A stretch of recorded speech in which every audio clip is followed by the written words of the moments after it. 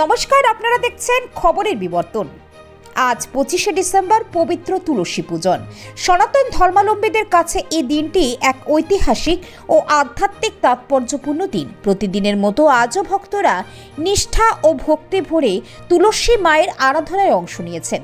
সকালে সূর্যোদয়ের পর তুলসী গাছে জল অর্পণ করা হয় এবং সন্ধ্যাবেলায় ধূপকাঠি ও প্রদীপ জ্বালিয়ে ভক্তি সহকারে তুলসী পূজা সম্পন্ন করা হয়। শুধু বাংলায় নয়, ভারতবর্ষের বিভিন্ন রাজ্যে ও প্রান্তে আজ মহাসমারোহে তুলসী পূজন অনুষ্ঠিত হয়েছে।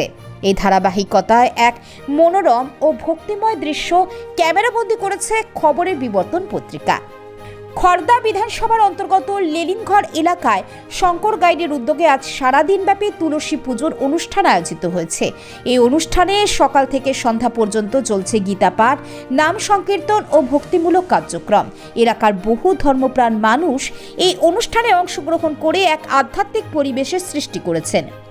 এই ভক্তিময় ও ধর্মীয় অনুষ্ঠানের এই বিশেষ মুহূর্তগুলো ক্যামেরায় ধারণ করেছেন খবরের বিবর্তন পত্রিকার সাংবাদিক জাগ্রত দত্ত। দেখুন সেই দৃশ্য শুধুমাত্র খবরের বিবর্তনের পর্দায়।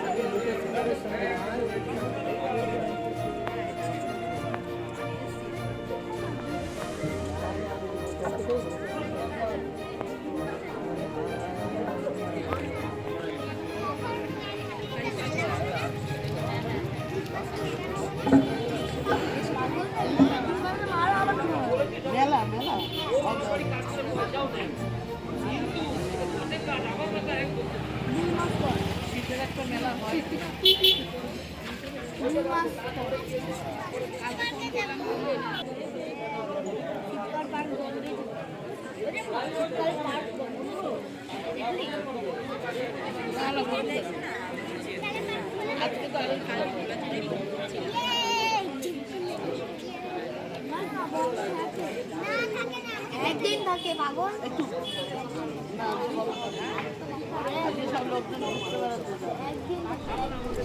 আপনারা দেখলেন এবং শুনলেন সে দৃশ্য। আজ এ পর্যন্তই।